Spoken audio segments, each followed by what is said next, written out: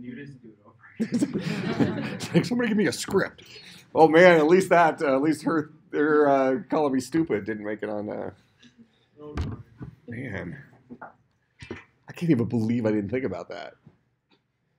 All I had in mind is how do I not break the center console? So you were trying to flip from passenger side to driver's side. No, I did it. Okay. Not try to do it. Her point was why didn't you just Why did I just reach over to the driver's side and open the door? She has a point. No, she has an excellent point. Because that totally worked. When I got to my destination, well, actually I did it. Oh my God, so much worse. It didn't even occur to me. Once I got over to that seat, I did that. And just opened the door to make sure it would work. I really hope you were gonna say once you got to like school, you just had to. I just cried. It would be even worse had I opened it in my driveway. Everything worked. Okay. Then I get here and I still choose to climb. It's just the new norm. Or how come they don't have a remote lower your windows? Because I can do the Dukes of Hazzard thing. That'd be really funny. The cops show up and they have to like use butter to get you out of your window. We have a fat guy stuck in his window in a parking lot. How do you explain that?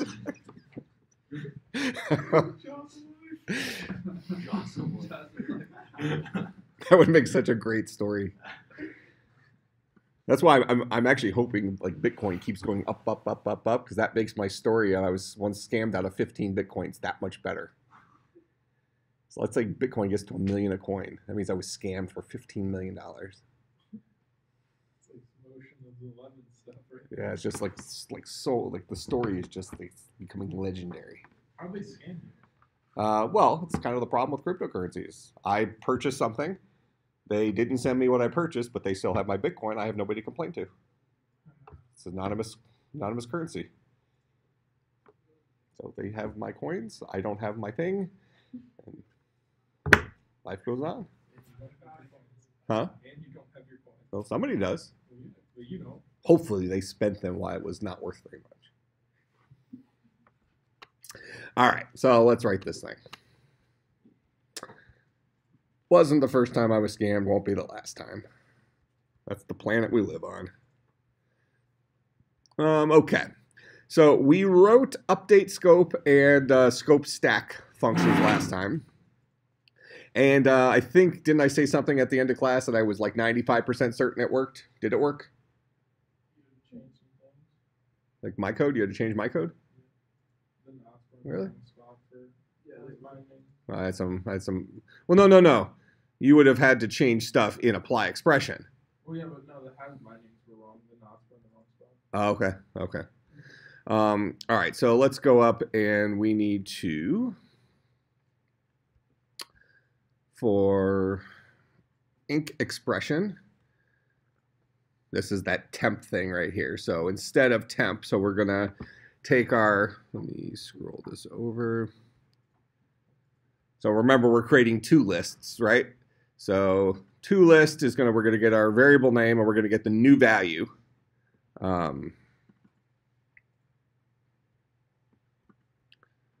Let's see, var name is, yeah, that's the variable name. Here's the new value of that guy in the expression. Well, no, that's the existing value because this is inc. So this is going to resolve our variable. So our cur value, let's say we were doing a plus plus or something like that. This would give us the value of a, which should be like, let's say it's 5.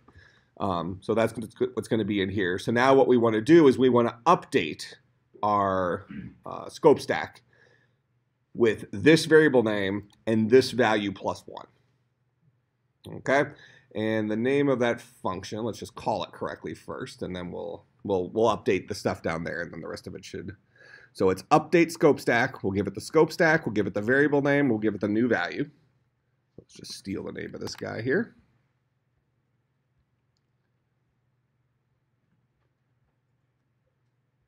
Okay. So right here, this is the body of the let. And in the body of the let, we're going to call update scope stack. And this guy takes in 3 parameters. It takes in the current. What's the best way to give it that? takes in the current scope stack, which is our environment, takes in the variable name, which is var name, and takes the updated value, which is plus 1 curvar value. All right, so that's what we're going to call there. That's in the body of our let. This closes the let. So this will resolve to the result of that let, which should be a to list, actually. Now, the reality is here, what should, for inc expression, what do we want the result to be? The updated value? Probably the updated value. So then with that in mind, why don't we do this? We'll have cur value in there, and then we'll say new value is, and we're doing a let star, so this is fine. So we'll do plus 1 curvar value. That way we have the new value there. Then we're going to go ahead and we actually need to then call update scope stack is part of the let to get our result. Because if we want this guy to ultimately produce a to list, let is going to boil down to a to list, right? We go down to our let expression down here. This guy boils down to a to list. Where's our let?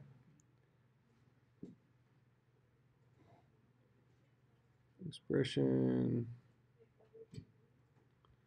Oh, we never actually made that guy into a to list. So let is apply expression on the first element with our extended scope stack. Passing of that other stuff. Oh, so it'll give us the result of the body of the let. I think that will be okay. So with that in mind,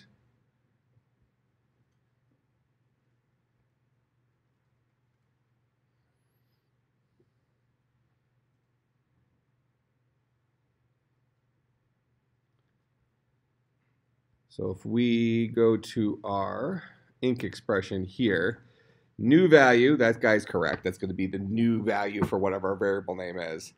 Now, the output of this guy, if we, the first element, we're having two lists. So the first element will be the result. The second element will be our resulting environment or resulting scope stack. As of right now, what this let would produce as a result is a to list. Well, actually, it does not currently do a to list.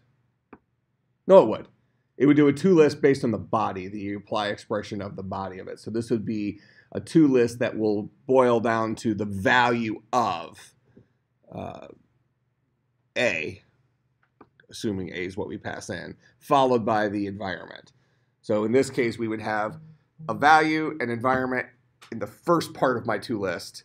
So we have a to list with a to list as the first element and an environment as the second element.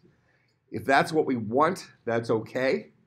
We might say that for an increment, we actually probably want just the updated value to be the first element of my to list rather than the to list containing the value plus the environment, because the next thing is going to be the environment. Let me show you what I mean by that.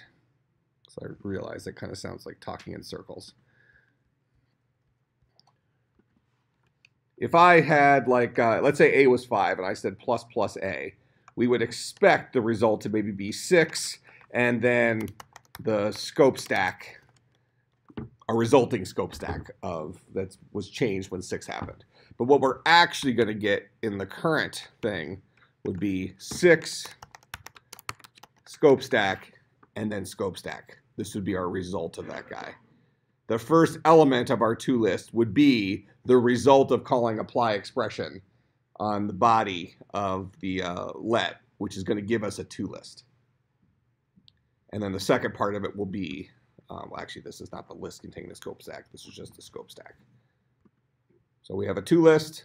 First element of the to list is a to list. Second element of the to list is the environment. we probably would prefer increment to return something like that. The resulting value followed by the resulting scope stack. Because that's what, when we say increment, we're saying make this value one bigger, which will have a change in the scope stack, and then also give me the resulting final value. Okay, so let's write it that way. If you didn't do it that way, that's fine. The other way is not incorrect. It's just more verbose, right? Okay, so up here, when we do inc expression, this is going to be our variable name. This is going to be the current value of it when resolved in the environment. This is going to be our new value. So now what I'm going to do is I'm not going to say list there. So that's the end of my variable declarations. Now I'm in the body of the my let. So this is going to be my resulting value. So it's going to be list containing my new value and containing the result of update scope stack, passing it the current scope stack, passing it my variable name, and passing it my new value.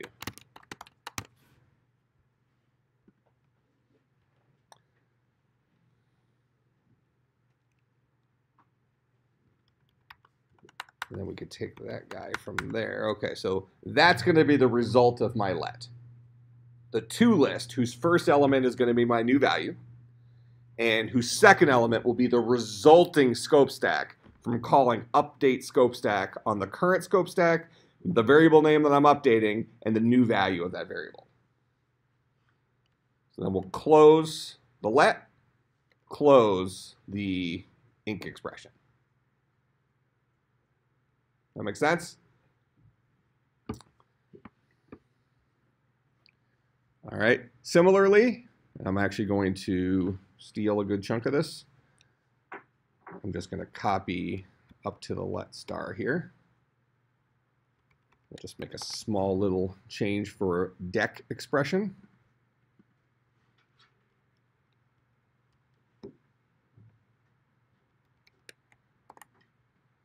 So for dec expression, same variable name, same current value, except actually we got to write this a little different because the order in which they happen. We want to say minus curvar value 1. So that'll be curvar value minus the 1. Otherwise, we'll get a negative number out of it. And then the body will be update the scope stack with the new value. So same thing we had before. The only difference is the new value is 1 smaller than the current value, where up here the new value is 1 bigger than the current value. Okay? So that should be the logic for our inc and dec expressions to provide those two lists. So now we will scroll up. And you said I have a couple of glitches in my code. All right, let's just experience our. So we'll have our parse expression.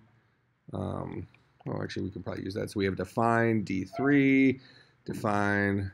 Okay, so we'll do plus minus minus D and plus plus R. So the hope is we get a 2 and a 14. Out of this.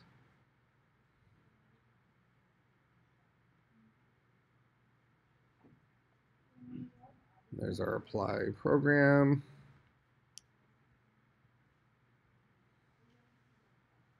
Okay, so the not expects 1 argument. So that's up here, and I gave it 2 arguments. So not. Oh. Yeah, that is actually kind of a really dumb mistake. We were saying not equal to, right? I actually think there's I think that exists.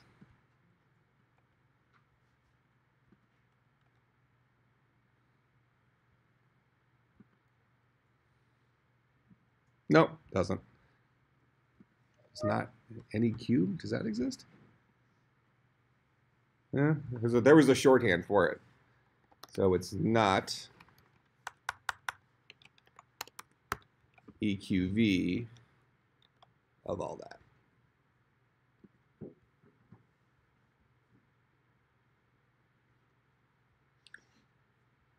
And then our has binding and scope stack.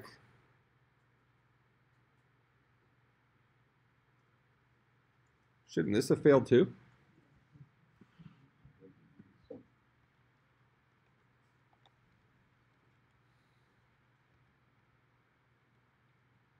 Because that's not a thing. Maybe we didn't call that since it was in the very first.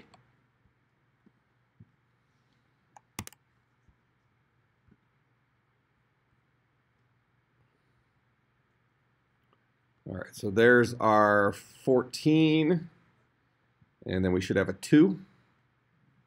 There's our 2. All right, so it looks like increment and decrement are functioning now. Whose code was this? Somebody else wrote not. That couldn't have been me. Then again, I'm the guy who didn't open the door from across the passenger seat. Did I? Yeah, that makes sense now. Bring me my soup quickly while I still know what a spoon is. At least we can make fun of ourselves, right? Okay. You think you don't understand the texture of a checker versus a cracker? What don't you understand about I'm blind? I had forgotten that line. That movie was better than it should have been. Oh my gosh, you know what movie is better than it should be? And this is a major plug for a movie. No, it's in the theaters right now. They're called 3 Billboards or something like that. Oh, I heard that's really good. It is amazing. It's like one of the best movies I've ever seen in my life. Yeah, like in Missouri or something like that. Yeah, like 3 Billboards in Missouri. Yeah, here. That's.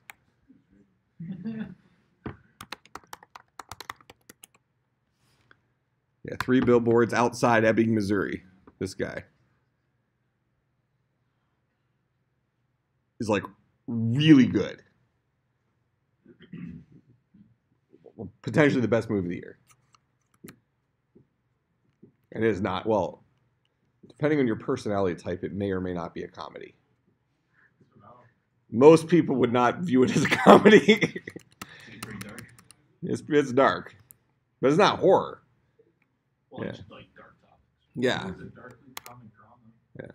I mean, it's about it's this town where this lady's daughter had been killed horribly. You don't see that part, but they talk about it. And then she puts up these 3 billboards complaining about that the police department isn't doing their part to solve the mystery, right? But then, you have this police department that's kind of incompetent and all these other things happen. But you got this one, like, grieving mother who's just unhinged. And she's going to win awards for that movie. It was totally believable. If I ever saw her on the street, even the actress, I'd run the other way. Done. Okay. So, just in our last few minutes, since we've wasted all this other time, we will talk about the exam on Friday. But like I'd mentioned to some other people, it's going to be pretty similar to the midterm. 10 questions, 10 points, blah, blah, blah. But we'll go through the topics, and I'll tell you what I deem to be relatively important. But let's just think through out loud, at least for a few minutes, talking about what if we wanted to add functions to our environment. So right now, our environment allows us to support, we really don't have types per se, and we kind of mentioned last time that Booleans are going to be rough for us because we've kind of chosen to return false in a lot of cases when we don't have an answer.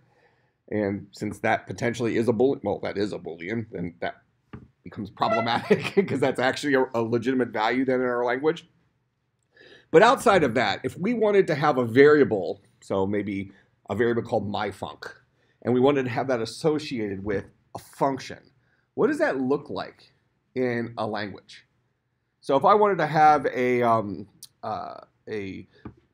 so typically we would have name value pairs, right? So we'd have something like define my func to be in scheme. This is a lambda, right? That takes in some parameters. So, let's have it be an xy, and then maybe it has a plus xy, something like that. So this might be what a function looks like. So how can that guy be stored as a value?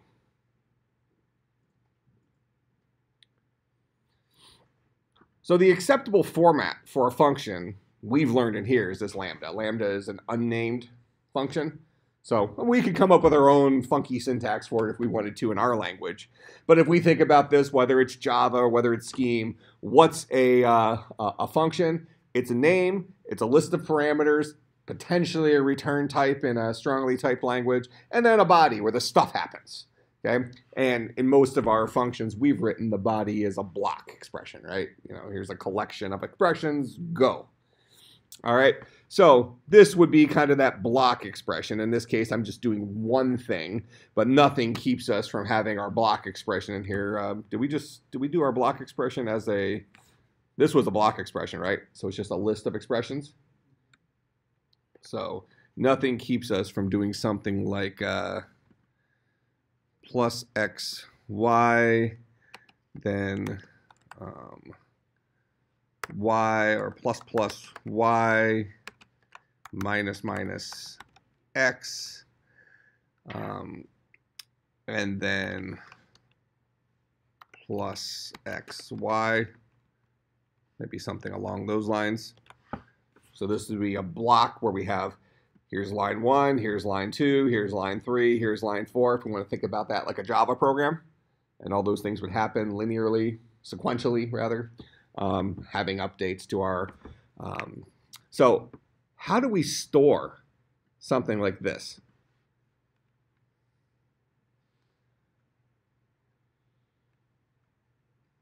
We do have a challenge. Right now, our environment only holds literals, right? It holds numbers, or it holds, does it hold symbols? I don't remember if we hold symbols or not. Well, that's the variable name, but yeah. Okay, yes, but whatever. So we have a language of numbers right now at the end of the day, but certainly we could extend that to have a different kind of value. Because what do we have now? A lit expression or something like that that's just a number. But whatever it is, we could have other kinds of literals. We could have a symbol or something like that. But the punchline I'm getting at here is all of the values that we're storing in our language, right, in our environment right now, are pre-processed, right? We have an answer. It's a 7 or it's a 2. How do we store something that is something that can be used later on to process a new answer? Does that make sense? Okay, so we have to almost think about delayed execution. So I'll put a little note in here for next time.